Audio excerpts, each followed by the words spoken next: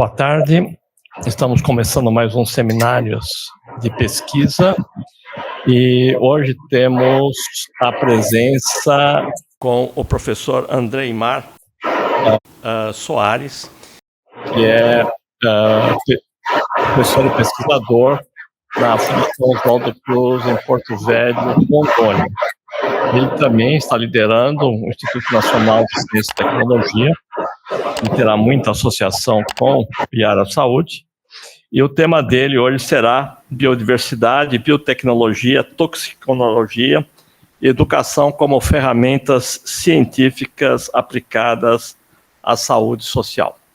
Então, muito bem-vindo, professor André Aimar, né? E estamos aguardando a sua apresentação. Muito obrigado, professor Paulo, pelo convite, estar aqui com vocês, um prazer. E espero compartilhar algumas inquietudes que nós temos sobre a ciência aqui na Amazônia, tá bom?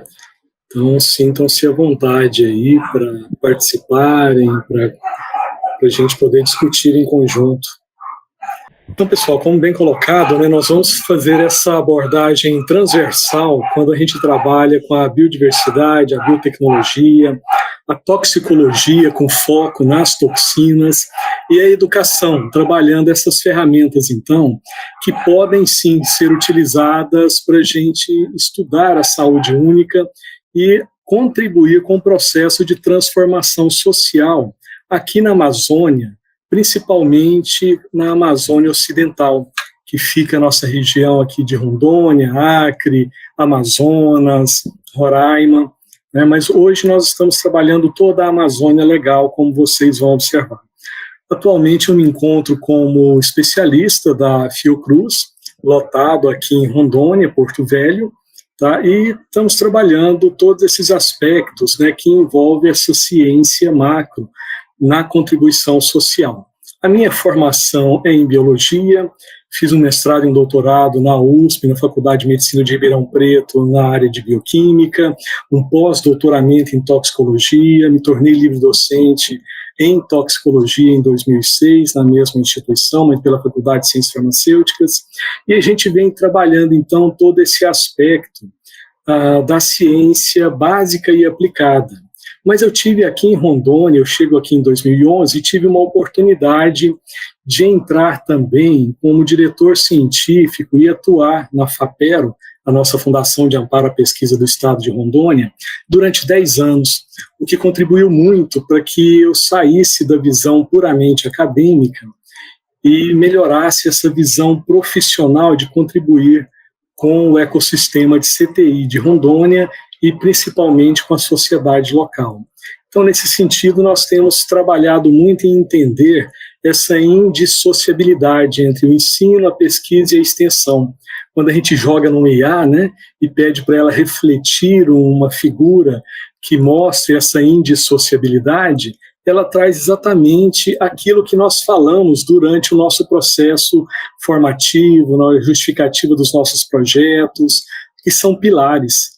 Né, são pilares importantes que nós temos que trabalhar essa indissociabilidade. E aí nós usamos isso nas nossas justificativas, mas, na verdade, eu passei a observar que nós não aplicamos, de fato, essa indissociabilidade.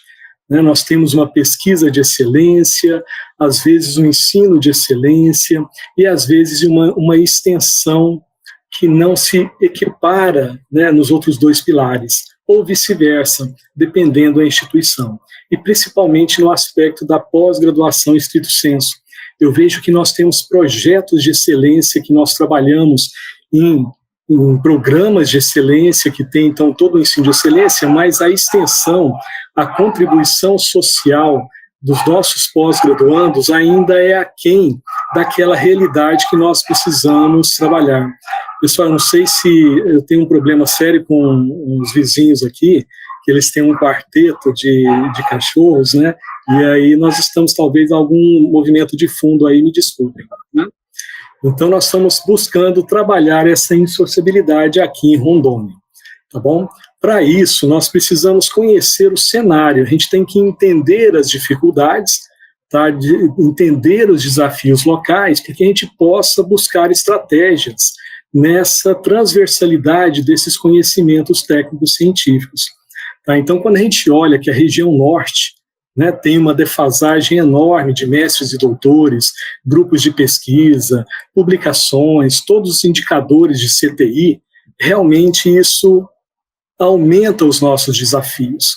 Tá? Se vocês olharem a região norte como um todo, 35.300 pesquisadores cadastrados, né, nos diretórios, via plataforma Lattes e tudo mais, nós observamos que realmente o cenário da região norte, da nossa Amazônia, ele sofre uma inequidade, né, muito grande no sistema de CTI e todos os outros setores. Quando a gente foca em Rondônia, isso fica ainda mais preocupante. Quando você vê um cenário de 170 doutores, tá, que estão ali vinculados a programas de pós-graduação aqui na região, apenas 1.500 mestres, tá, que estão vinculados nesse processo de ciência, tecnologia e inovação, isso aumenta a nossa aflição. Tá? E vai ter, todos os indicadores mostram para a gente esse desequilíbrio, essas inequidades, tá? E Rondônia realmente se mostra algo que é muito preocupante nesse cenário todo. Tá? Então, todos os pesquisadores cadastrados no diretório hoje, 2.828, sejam eles graduados, especialistas, mestres, doutores, pós-doutores, tá? Com um cenário realmente de altos desafios para que a gente possa contribuir com essa transformação social. Como a minha linha de formação foi muito nessa área da toxicologia, utilizando a biodiversidade dos venenos animais e depois as suas aplicações biotecnológicas, eu passei a pegar essas disciplinas como modelos transversais para ir construindo linhas de pesquisas, grupos de pesquisas, redes de pesquisas, tentando fazer algo que consolidasse e validasse, logicamente, o currículo inicial, que era da nossa formação. Então, quando a gente olha o cenário da toxinologia no Brasil, o Brasil é uma referência extremamente importante, mundialmente falando, tá? Pesquisadores, né, da FUNED, da Faculdade de Medicina, enfim, nós temos aí realmente um espelho, né, da toxicologia brasileira que é muito forte como referência nacional e internacional. E isso é muito gratificante. Tá? Quando a gente vê esse cenário dos venenos animais, por exemplo, nos venenos de serpentes, que tem essa química, né, na sua constituição, que para além da defesa, ainda do processo digestivo primário, você tem aplicações biotecnológicas com diferentes biomoléculas, tá? Isso fica realmente um ambiente fantástico de você trabalhar uma ciência da base à aplicação, da formação de pessoas, da construção de redes, tá? E realmente de publicações, né, científicas em todos os indicadores. Tá? Então, hoje, como vocês devem conhecer em alguns momentos, né, vocês têm aí uma aplicação desses venenos animais que realmente pode ser um modelo transversal aplicado, associado a qualquer outra disciplina. Tá? Dá para fazer isso, nós vamos testemunhar isso hoje aqui com vocês, porque tem uma aplicação biotecnológica muito interessante. Tá? Então, a partir dessa visão da toxinologia, aplicando, né, a bioquímica básica, a bioprospecção, as técnicas de cromatografia, tá? Sejam elas em diferentes graus de tecnologia, como nós conhecemos hoje, tá? Associados entre si, isso vai permitindo que a gente traga esse conhecimento de base para ajudar na formação das pessoas aqui na Amazônia, por exemplo, tá? Que a gente vai implantando essas tecnologias em nossos laboratórios, vai associando com outras disciplinas importantes, como farmacologia, imunologia, bioinformática, biologia molecular, tá? Citologia, enfim, tá? E até mesmo mais recentemente as IAs também vem colaborando muito conosco, para que a gente possa formar essas pessoas cada vez mais com uma visão interdisciplinar e vai fortalecendo esses grupos de pesquisa. Tá? Então, chega no momento em que você consegue fazer essas relações estrutura-função de uma forma muito promissora na aplicação biotecnológica que elas possam vir a ter. E elas são realmente um tema muito interessante globalmente. Não é só no Brasil. O Brasil é uma grande referência, sem dúvida alguma, mas é um tema de interesse mundial. Tá? Quando você busca essas aplicações biotecnológicas, principalmente aplicações biomédicas, para essas toxinas animais, tem uma infinidade de possibilidades que hoje algumas já se encontram, inclusive, no mercado, na prateleira. Já é utilizado, sim, como fármacos, medicamentos.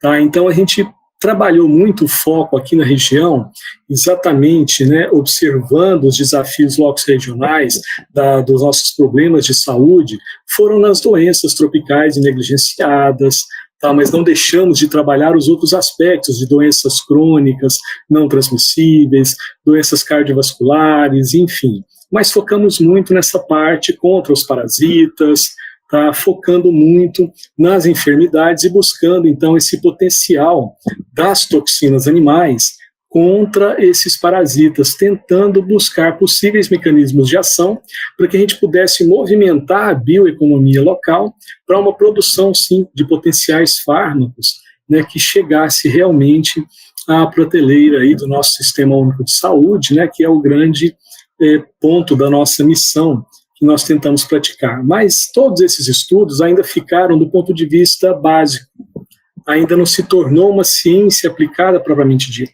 mas sim, aplicamos do ponto de vista de formar pessoas, implantar tecnologias, implantar infraestruturas locais, tá? E fazer associações colaborativas internacionais. Quando a gente trabalha, então, com esses diagramas que eu estou mostrando para vocês, de conhecer a relação estrutura-função desses principais fármacos já baseados em toxinas de venenos animais que estão sendo utilizados já na medicina, na biomedicina, nós conseguimos, inclusive, publicar, né, revisões importantes aí desse processo. Então, um grande exemplo que eu trago mesmo, que nós conhecemos, é exatamente o desenvolvimento do captopril, né, o antihipertensivo realmente mais consumido no mundo como um todo. Né? É uma ideia que nasce lá em 1948, com Maurício Rocha e Silva, tá, que consegue observar que após os acidentes com jararaca na região, ocorria uma queda de pressão arterial, então existia algo envolvendo mecanismos, né, de bradicinina, e que Sérgio Henrique Ferreira se torna, então, um aluno de doutorado associado a Rocha e Silva.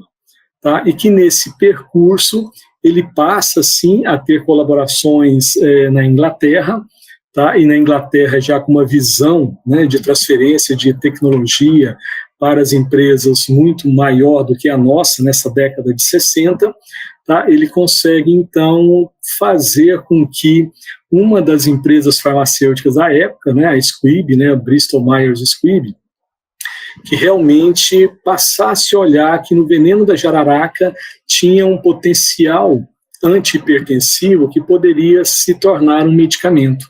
Tá? Eles começam com o teprotide, tá? Com esse peptídeo, né, baseado no que eles isolaram a partir do veneno da jararaca, mas vejam, leva um período de quase 15 anos ali para realmente conseguir chegar na formulação do captopril em 1981. E olha que várias vezes os diretores executivos da empresa farmacêutica pediram a descontinuidade depois de 10 anos de pesquisa lá dentro dos seus laboratórios, porque eles tinham o problema de que não conseguiam transformar esse peptídeo numa formulação que pudesse ser empregada via oral.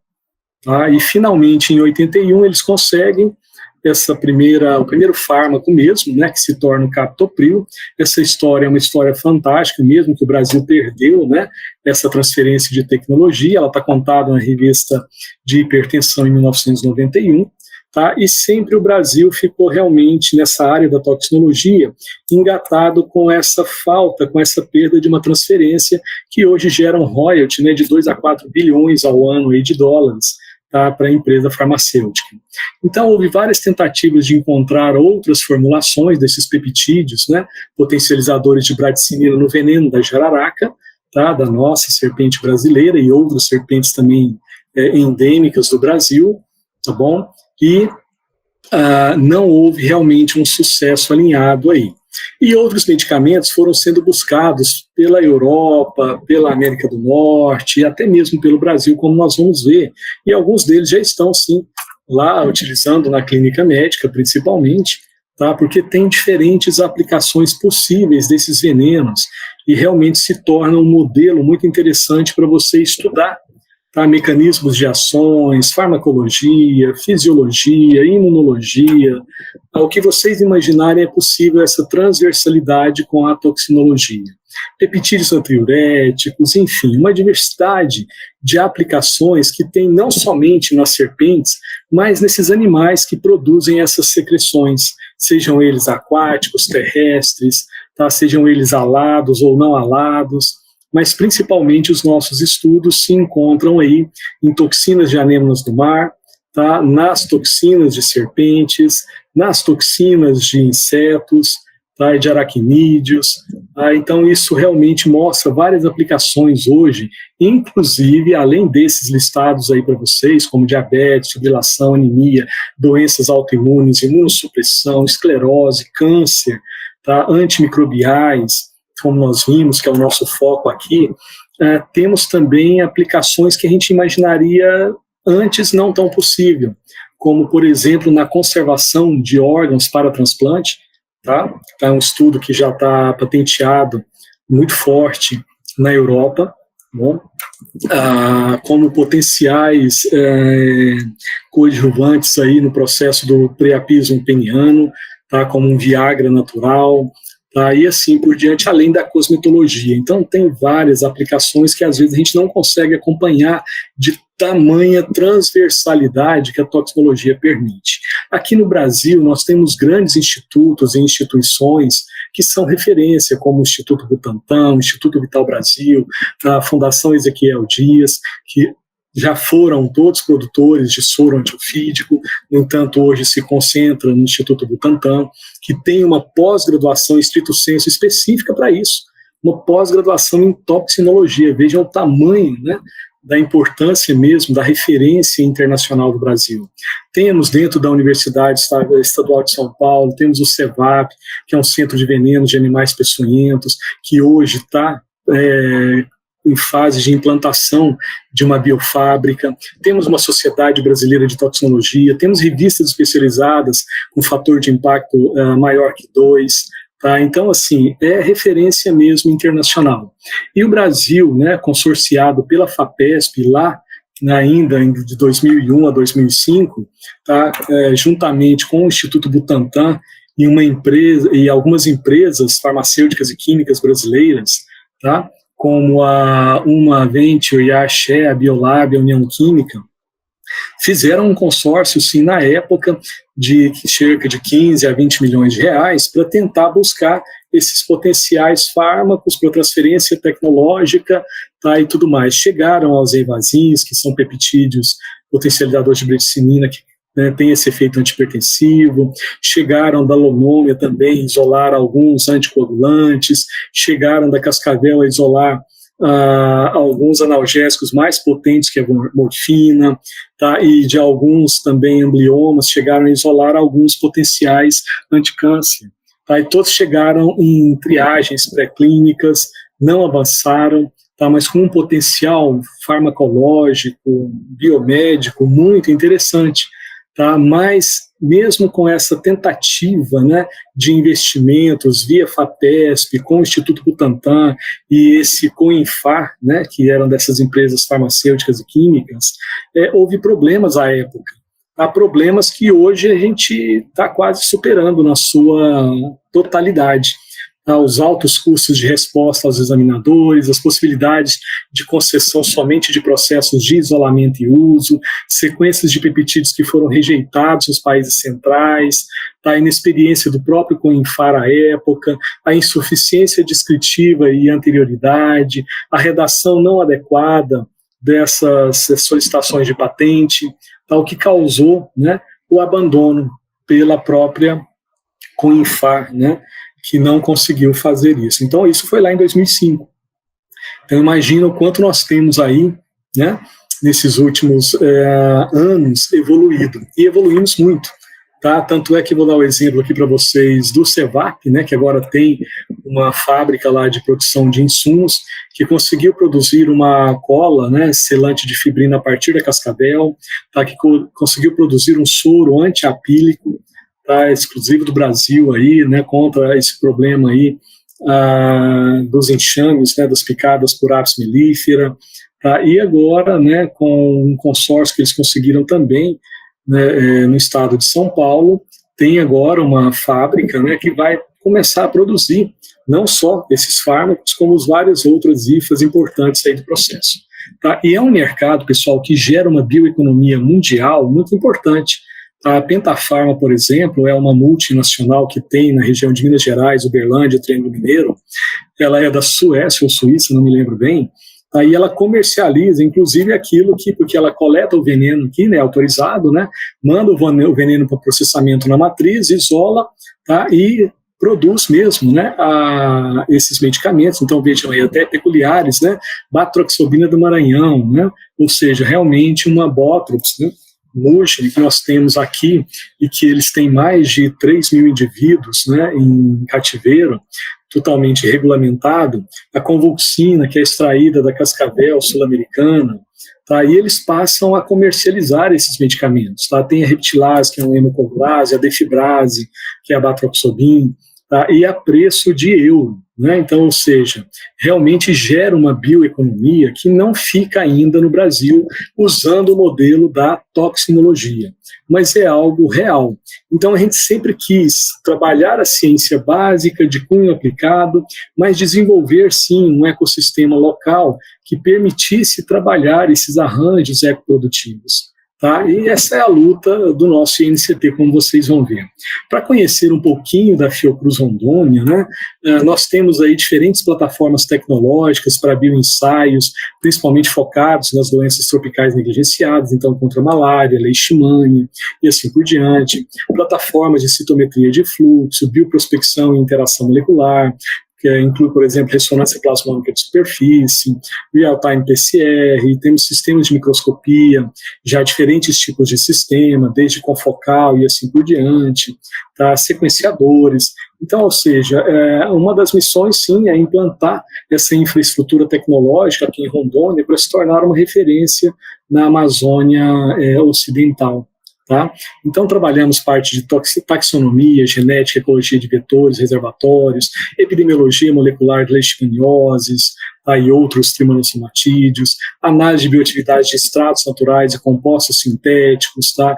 Principalmente com foco, né, contra plasmódio e leishmania, tá? Já em sistemas in vitro e in vivo, resistência aos antimicrobianos, tá? De bactérias patogênicas, principalmente, né, provenientes de hospitais de referência aqui da região, tá? Estudos relacionados a hepatites virais crônicas, estudos de imunidade e inflamação, para entender a relação da patogênese dessas doenças infecto-parasitárias e crônicas não transmissíveis também, imunopatologia, imunofarmacologia dessas toxinas de venenos, ainda continua sendo uma linha de pesquisa bastante produtiva e formativa, né, desde a toxicologia básica aplicada à saúde única, purificação, caracterização bioquímica e estrutural, enfim, isso tudo nós vamos, lógico, ainda é um parque de infraestruturas muito aquém da nossa necessidade real, né, hoje, mas nós vamos trabalhando sim uma ciência de qualidade dentro daquilo que nós temos. E isso culminou, né, com a aprovação do nosso primeiro INCT em 2014, tá, quando nós conseguimos, então, aprovar o Instituto Nacional de Epidemiologia da Amazônia Ocidental, tá, o INCT IPIAMO.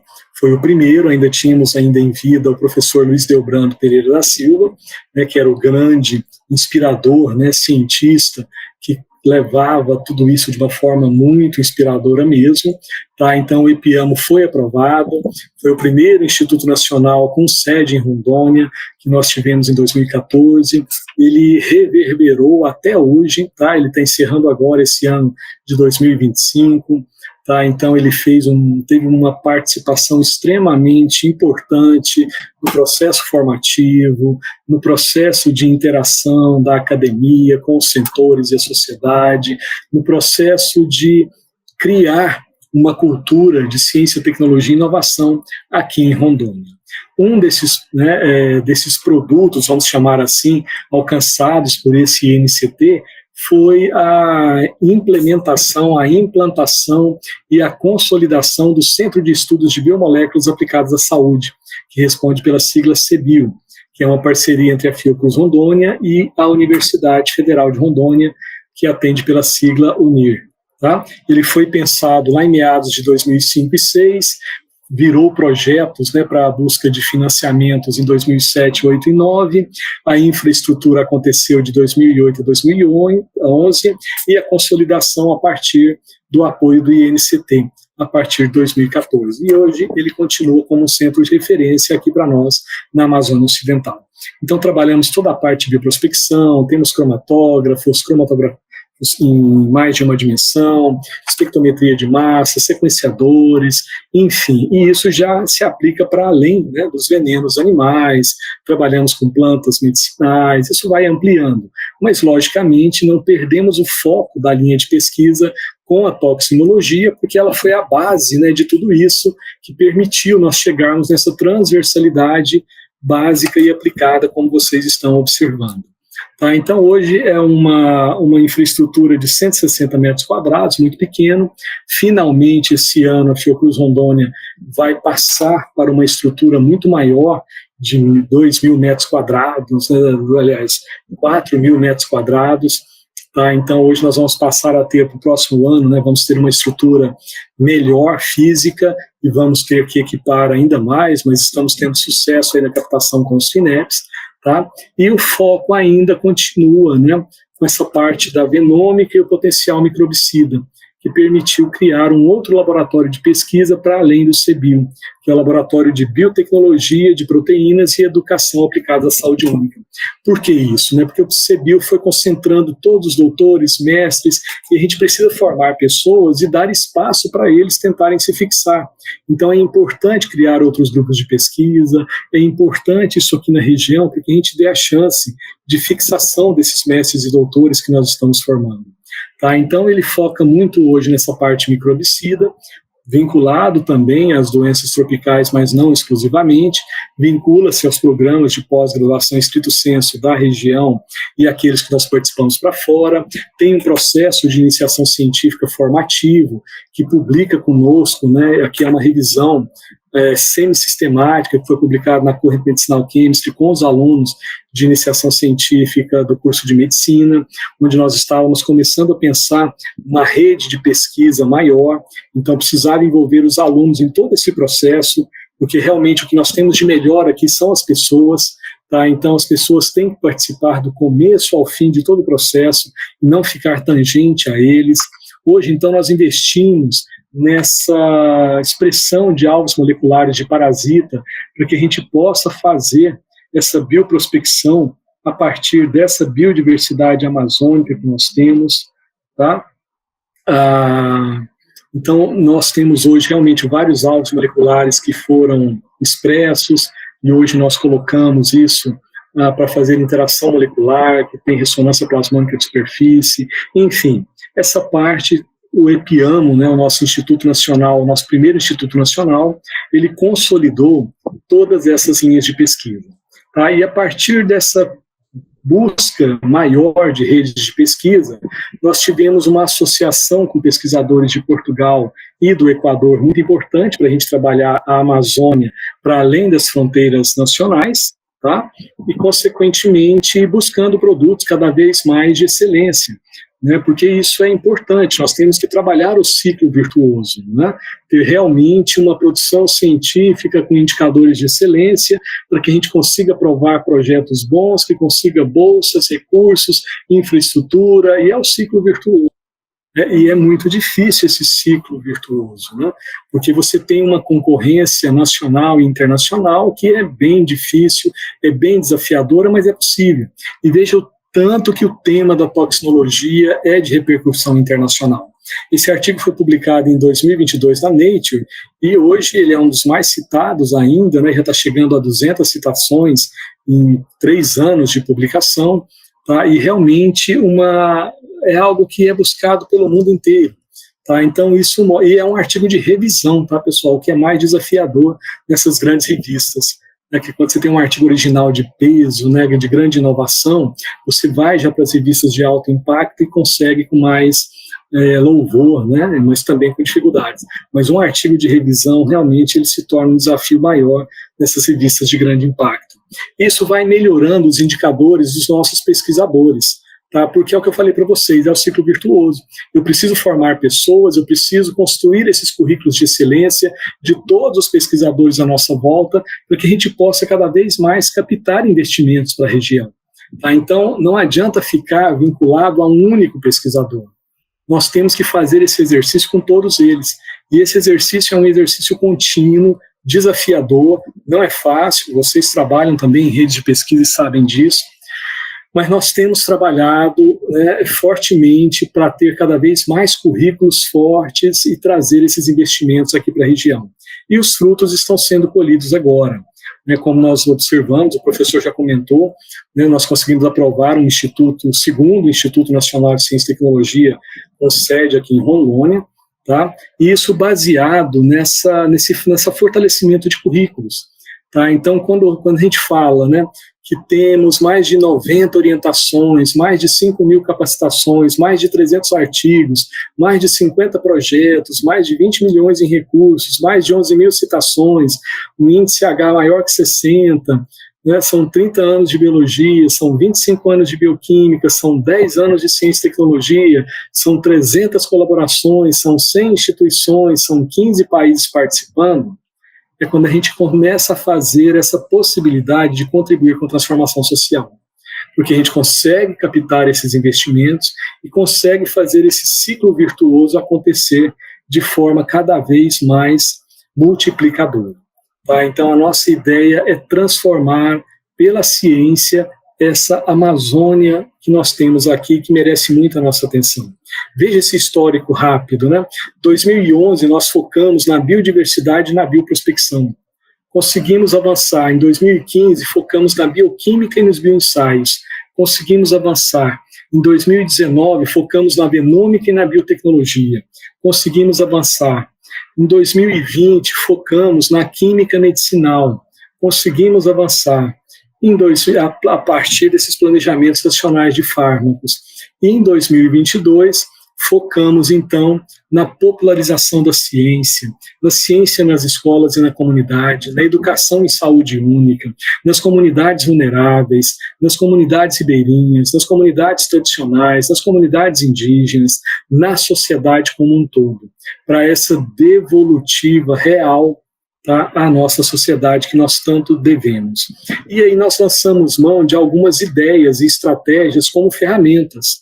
Tá? Em 2016, nós tínhamos uma disciplina, tá, que era uma disciplina de pós-graduação. Nessa disciplina de pós-graduação, nós dávamos somente para os nossos cursos de pós-graduação aqui da região.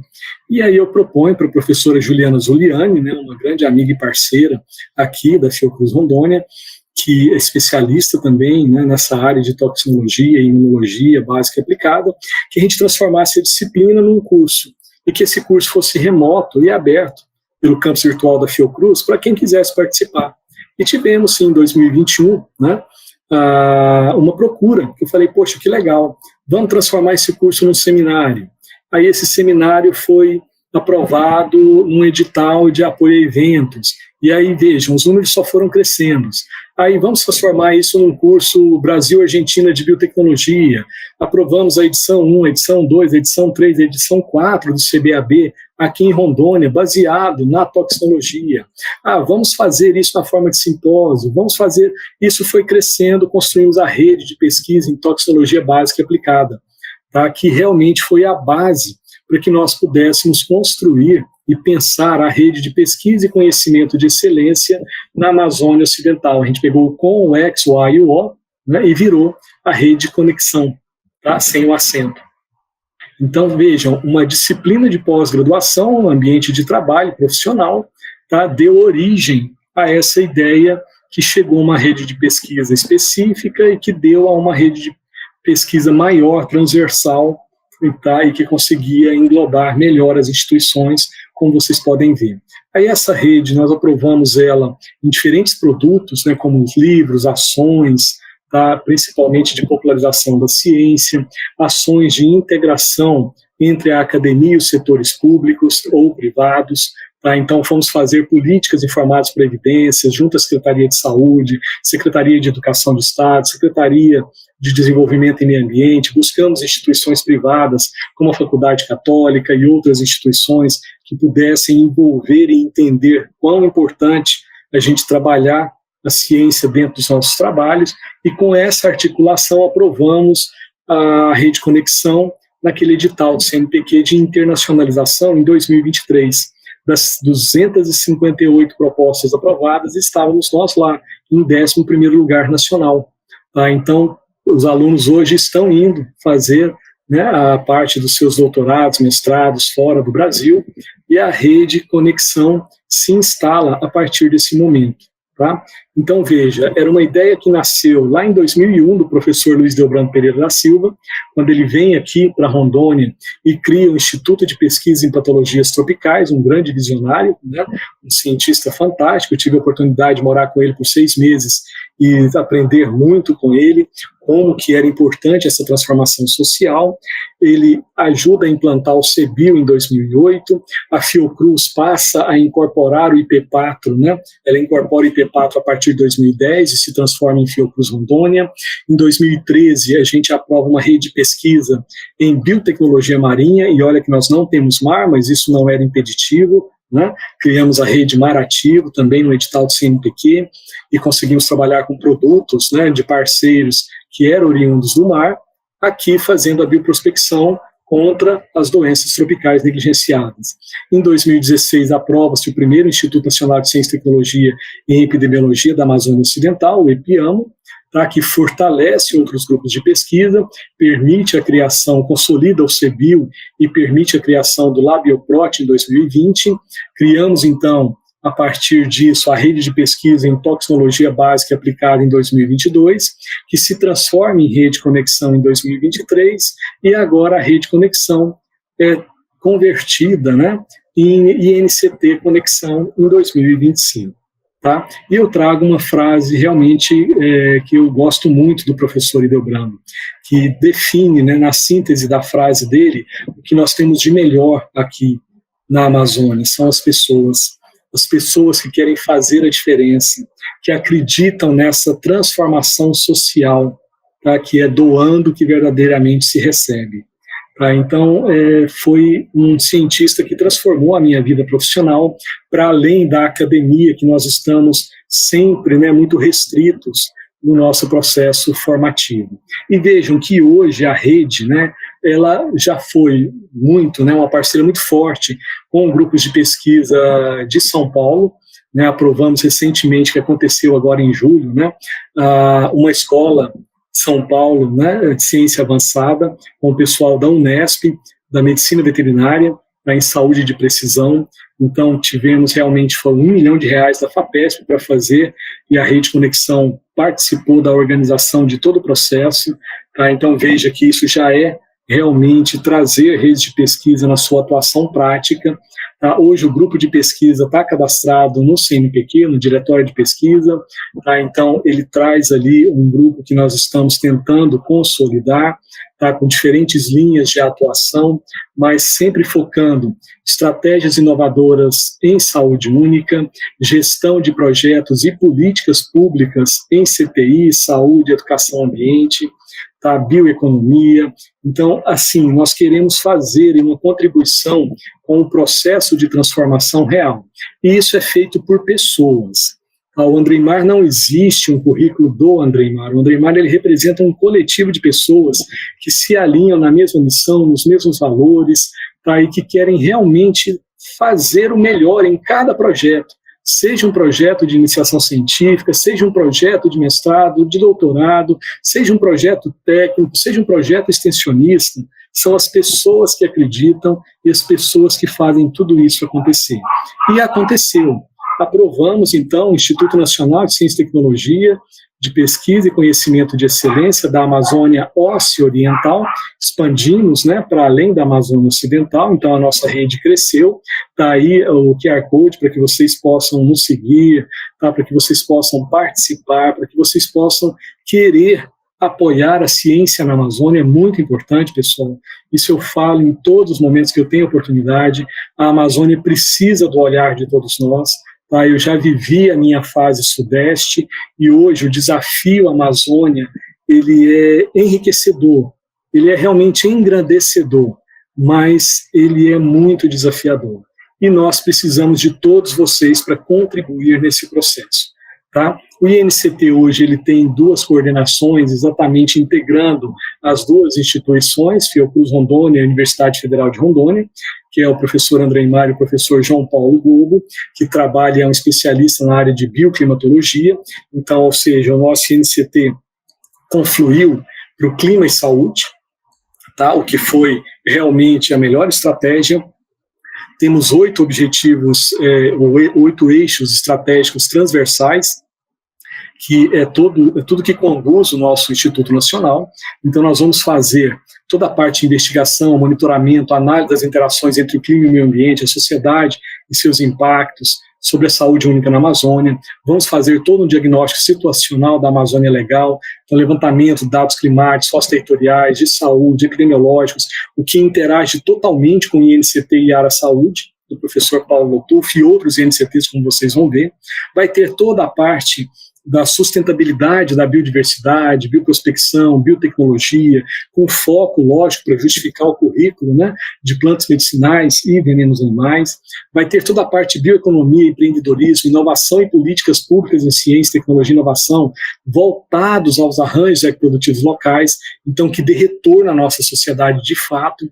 Vai ter a bioinformática, inteligência artificial, tecnologia de saúde pública de precisão, para enfrentamento a esses acidentes com animais peçonhentos e mudanças climáticas, a biologia estrutural, química medicinal, bioensaios, ensaios in vitro, né, o básico da nossa ciência básica de excelência, né, a formação de redes de pessoas, a formação de redes e grupos de pesquisa, a divulgação científica, tá, fortalecendo, sim, principalmente na prática da ciência cidadã participativa e não exploratória, tá, e tudo isso transversalmente trazendo para nós as políticas informadas por evidências, tá? Tanto em saúde, como educação ambiental, tá? Como educação científica, e com a coparticipação firme, forte, né? E ativa, direta, das nossas comunidades vulneráveis, originárias e tradicionais. Além, né, de tentar mesmo, na prática do processo, essa interação da academia com os setores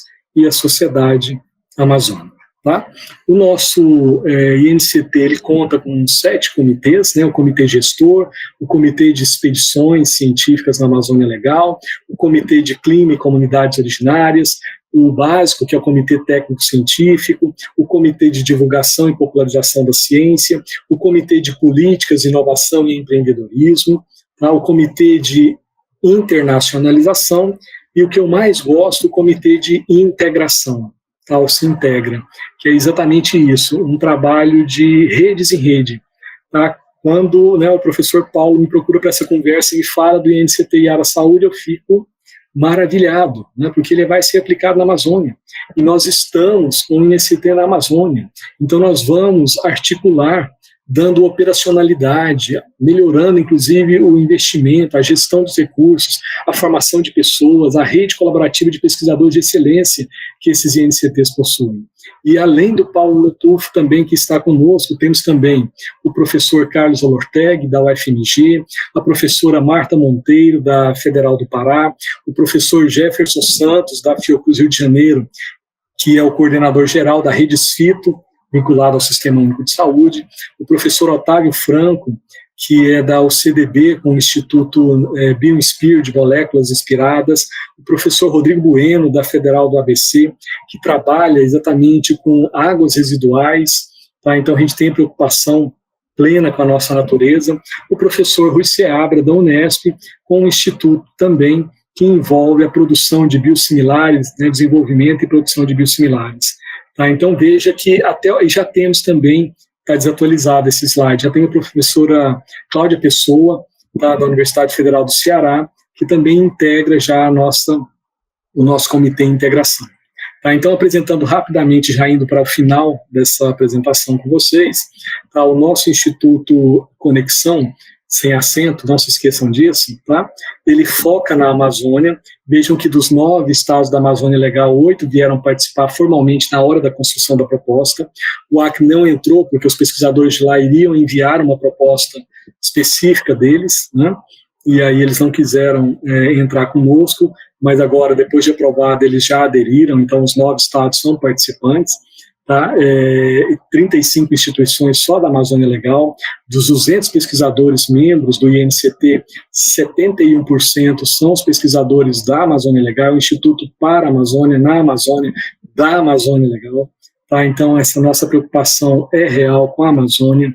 Teve realmente uma fantástica, né, e maravilhosa adesão de várias instituições renomadas do Brasil, em todas as regiões. Tá, isso já aumentou, já está desatualizado. Nós temos o Nordeste, temos o Centro-Oeste, temos o Sudeste, temos o Sul do país. Tá? Então, todos realmente, quando você fala em apoiar a ciência transformadora na Amazônia, e todos eles sabem que não vai ter investimento para eles, que eles estão investindo para ajudar aqui na Amazônia. Tá?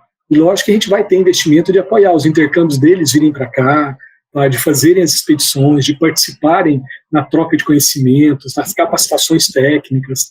Então veja o tamanho dessa adesão maravilhosa. E o mesmo aconteceu em termos de mundo. Quando nós mandamos a proposta, foram com 16 instituições estrangeiras, em 16 países diferentes, e agora, depois de aprovado, nós já temos uma adesão a maior. Por isso que nós vamos trabalhar para além da Amazônia brasileira. Tá? Hoje nós conseguimos trabalhar toda a Amazônia, em todo o nosso continente, aqui na América do Sul. Isso está sendo algo muito, muito interessante, muito produtivo, muito desafiador, com toda certeza. Não é fácil fazer, então tem que ter pessoas mesmo envolvidas em todo esse processo, e assim a gente consegue realmente aprovar o Instituto Nacional nessa fantástica concorrência nacional, como vocês viram, né, e realmente institutos incríveis, tá, uma nota de corte altíssima, né, 9,6, e realmente depois, né, com a inserção das FAPs, houve, né, conseguiu aumentar o número de INCTs, mas foi por esse envolvimento de recursos financeiros. Então veja assim, que projetos com nota 9,4, projetos de excelência, não chegaram nos recursos, né, que tinham disponíveis para esse edital. Então, ou seja, nós temos muita qualidade de excelência da ciência, tecnologia e inovação no país. Então, nós precisamos, sim, investir nas políticas públicas nacionais, apoiar sempre o nosso MCTI da melhor forma possível, tem que se tornar programas de Estado e não de governo, para que a gente possa, sim, fazer a transformação social. E ela só é possível com as pessoas. Então aqui eu mostro um pouco da nossa turma, o saudoso professor Luiz Delbrando em destaque, que realmente ele foi um grande inspirador para mim e muitos outros pesquisadores aqui da região, e que realmente é possível fazer ciência de qualidade, é possível contribuir com a transformação social, e hoje eu agradeço muito a confiança de cada uma dessas instituições que vieram junto conosco. São muitas. Né, como vocês viram, são 85 instituições que compõem o nosso INCT, tá? Mas principalmente, e a grande maioria, são as instituições da Amazônia. Tá? Então nós vamos fortalecer o desenvolvimento social, socioeconômico, sustentável para a Amazônia, tendo um modelo a partir de Rondônia, que vai repercutir em toda a Amazônia Legal, e que vem com todos esses parceiros fantásticos, o que eu agradeço muito a confiança que cada um deles, seja nacional ou internacional, depositaram em nós e que acreditam que sim, a ciência é um caminho que pode levar à transformação social, desde que ela seja sustentável, não predatória, seja real, para que contribua com essa formação aqui na Amazônia, que essa tecnologia seja transferida para o desenvolvimento da nossa Amazônia, que a gente proteja a nossa Amazônia, proteja a nossa riqueza de forma sustentável, e a ciência é um denominador fantástico para que a gente possa utilizar, tá, como uma ferramenta transversal em todos os sentidos, permitindo sim fazer essa diferença aqui na região. Bom, pessoal, era esse um pouco, né, que eu gostaria de compartilhar com vocês. São muitos desafios, mas são desafios muito bons quando você tem pessoas que se alinham a essa missão, e fica aqui o meu convite para que vocês venham junto conosco, tá, participar, mesmo à distância, tá, não precisa ser presencial. Olha, eu entendo muito aqui, meu projeto tem a ver com isso, eu poderia fazer uma oficina de capacitação. Serão muito bem-vindos. E se nós tivermos a oportunidade de trazer vocês presencialmente aqui, serão ainda mais bem-vindos, tá? Então, fica o convite, fica aí para que vocês possam realmente participar dessa transformação social aqui, apoiando a ciência na Amazônia, para além dos nossos nichos, né, locais, para além dos nossos projetos específicos. O que eu posso ir a mais? O que eu posso ir além? Qual o retorno que eu posso realmente entregar para a nossa sociedade, baseado nesses nossos desafios e problemas locos regionais? Mas não se esqueçam da Amazônia. Apoiem a ciência na Amazônia e procurem, sim, sempre participar da melhor forma possível e levarem os seus projetos para além da pesquisa de excelência.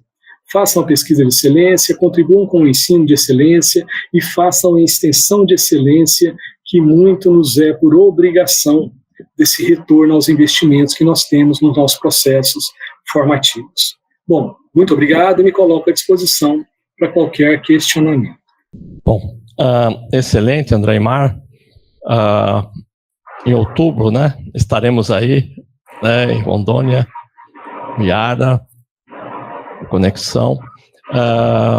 Uma informação importante: a USP e a Fiocruz estão acertando aí, né, a constituição de um centro de estudo de mudanças climáticas e saúde, né, justamente aí em Porto Velho, né, independente dos NCTs, com recurso próprio das duas instituições.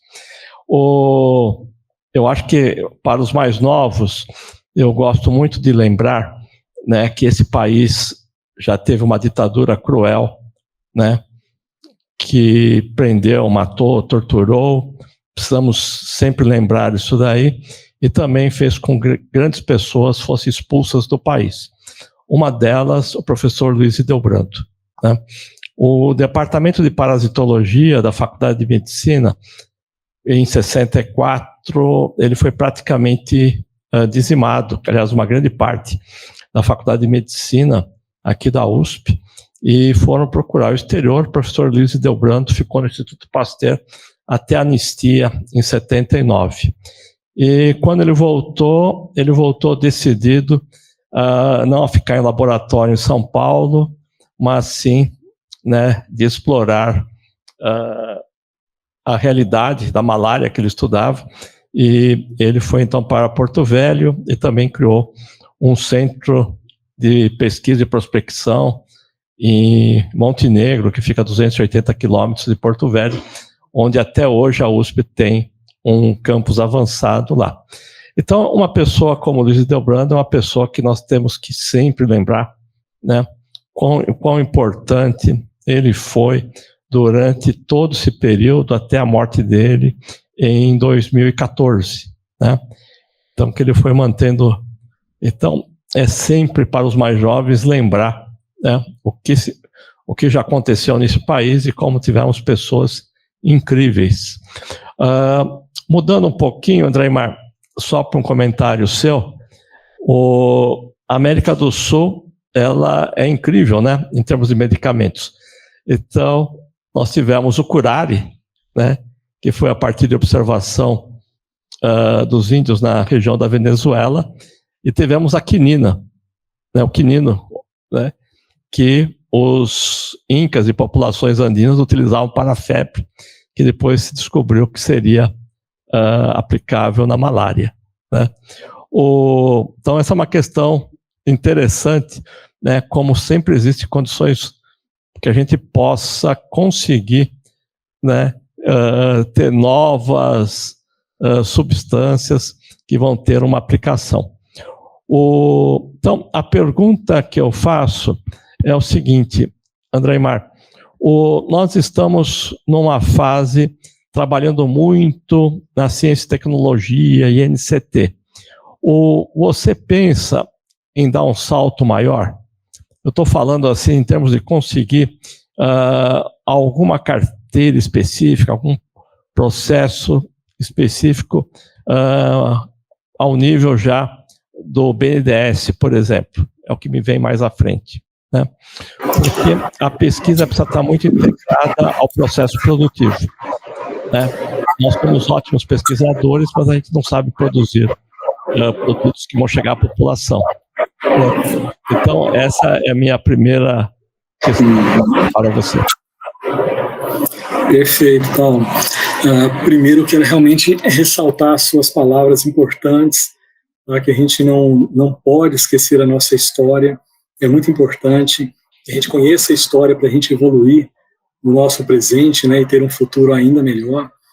E realmente o Luiz Delbrando, ele foi uma pessoa muito importante aqui para a região, tá?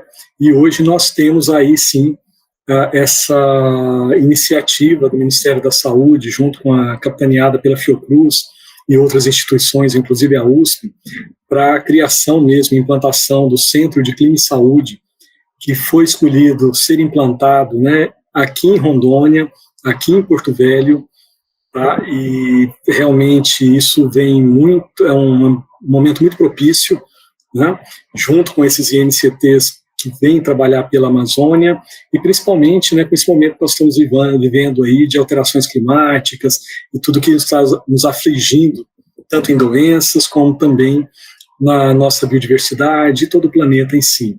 Então, é uma iniciativa muito importante, tá, que nós esperamos, inclusive, que seja inaugurado, viu, Paulo?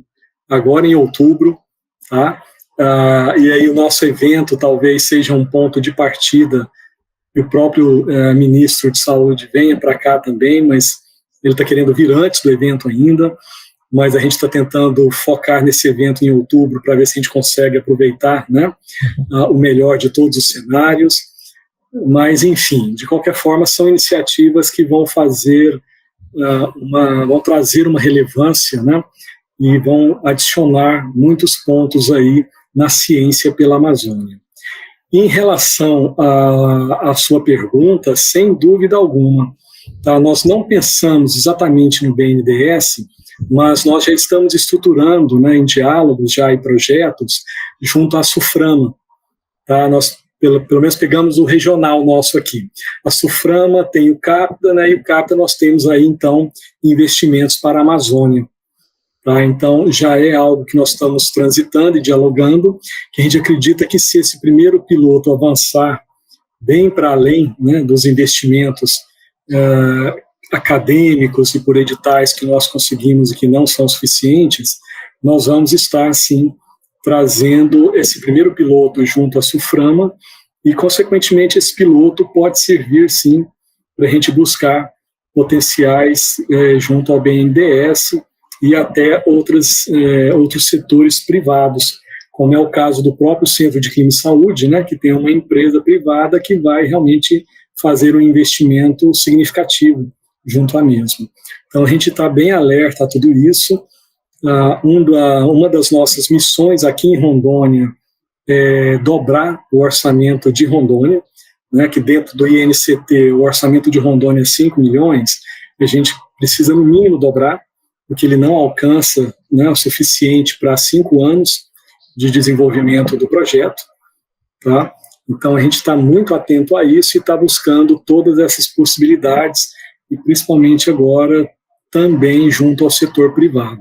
Além, lógico, né, das emendas parlamentares, então a gente está transitando também por esse caminho de captação de emendas, tá, entendendo, né, um pouco do pensamento dos nossos políticos e como fazer uma entrega de um projeto específico, né, que atenda ao pensamento político, para que eles possam também apoiar essas iniciativas. Então, o que eu sinto hoje é que, de fato, o INCT ele é um grande mérito importante, né? Vamos chamar assim, eu gosto muito de fazer a alusão com a fábrica de chocolate, ele é o nosso bilhete dourado, né? O nosso bilhete premiado, e já trazendo desdobramentos importantes para a captação de outros investimentos, tá? Que possa reverberar e multiplicar melhor aí junto a essa ciência pela Amazônia. Mas eu gostei da sua ideia da gente ir para além da SUFRAMA, a gente pensar algo juntos ao BNDES, né? Vai ser importante para a gente melhorar muitas condições que nós precisamos ainda trabalhar de infraestrutura aqui na região. O João Miguel Marques, ele pergunta como conciliar investimentos de pesquisa, incentivo de crescimento econômico com a sustentabilidade e preservação do meio ambiente da região amazônica. Um grande desafio, tá? Porque nós temos muito que aconteceu anteriormente aqui na Amazônia, foram expedições, o pessoal até usa esse termo, expedições colonialistas, expedições exploratórias. Tá? Então, não havia uma expedição junto a essas comunidades que não fosse exploratória. Utilizava as comunidades originárias para pegar os dados, tá? Fazer as publicações acadêmicas e retiravam. Esse pessoal ficava lá nos resultados, né? Então, isso criou animosidades com essas comunidades que elas não querem mais ser exploradas. Elas querem fazer parte ativa desse processo. Então, primeiro ponto, um grande desafio que hoje nós estamos, o nosso INCT atua nesse formato, tanto é que nós temos comunidades indígenas, líderes de comunidades indígenas que participam dos nossos comitês gestores, tá? Então, nós fazemos de inclusão plena em todo sentido, tá? E queremos mostrar que não é para ser predatório, a gente quer entender esses saberes populares, esses saberes que eles têm, exatamente como o professor Paulo disse na sua fala, que originaram já, né, diferentes fármacos de sucesso pelo mundo e pelo Brasil, tá? E que a gente vai trazer esse conhecimento tradicional junto ao conhecimento científico e com eles atuando, eles como atores desse processo. Então, esse é o primeiro ponto de partida para a gente garantir essa sustentabilidade, tá? Para que a gente possa trabalhar com a biodiversidade de forma sustentável a partir dos detentores do conhecimento mesmo, tá? Que a gente ignora ou explora, né? Infelizmente, a maioria dos grupos de pesquisa que chegam até eles é nesse sentido.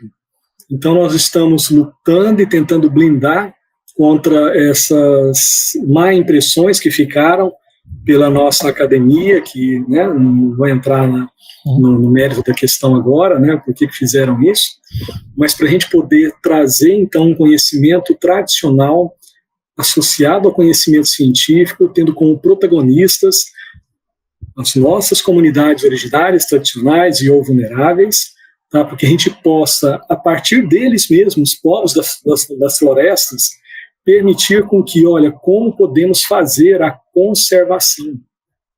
Então, nós trabalhamos com a premissa da conscientização para conservar, tá? Mas que seja um protagonismo real, sustentável, para a gente não ferir exatamente o que a gente preconiza tanto quando a gente fala de fazer uma ciência sustentável, né?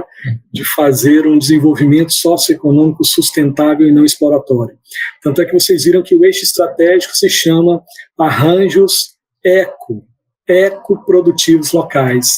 Não são simples APLs, arranjos produtivos locais. Não, são arranjos ecoprodutivos locais, porque o protagonismo são das nossas comunidades originárias e tradicionais.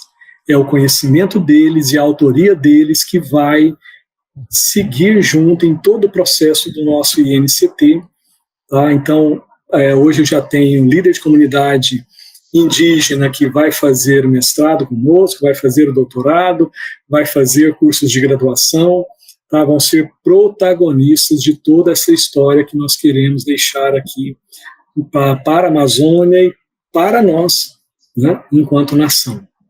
Bom, não sei se era para isso. Isso, exatamente. Nós já estamos chegando no nosso tempo. Agora, essa questão de ir para locais, fazer pesquisa, gerar dissertações, teses, papers e depois você ir embora, não é um problema exclusivo da Amazônia. Isso. Nós temos aqui em São Paulo alguns exemplos disso. Uma localidade aí que, se alguém aparece com a prancheta batendo na porta lá, não é bem recebido. Agora, em relação a essa questão, o Yara Saúde está vendo como muito importante. Nós temos um dos nossos comitês é de inclusão e pertencimento, e nós estamos montando um conselho superior que será composto justamente pelas grandes lideranças quilombolas, povos indígenas, tem dos seringueiros, mais 2 pesquisadores de realce que vão fazer, né, população negra também, todos são líderes que vão participar e vão ficar supervisionando, né, a pesquisa, porque eu acho isso muito importante, que não fique somente na mão de nós cientistas. E dentro nós estabelecemos também uma política de cotas para as nossas bolsas, né? Então nós vamos ter bolsas para a população indígena, população quilombola, ribeirinho. Nós estamos bolando isso daí para que essas pessoas possam ter contato com a pesquisa e atraí-las para o estudo. O pessoal está bastante animado aí, estão montando grupos, ótimo, excelente, né? André Aimar, eu preciso agradecer muito a você, estamos indo num caminho conjunto muito bom, né? E vamos continuar trabalhando junto, né? Eu não respondi para você, mas eu vou dar aula assim no seu curso, tá? Descobri que eu não tinha respondido. Então, nós estaremos aí em outubro pessoalmente. Tá bom? Então, agradecemos a todos, voltamos na próxima segunda-feira. Perfeito, Paulo, muito obrigado. Um grande abraço a todos, sigo à disposição.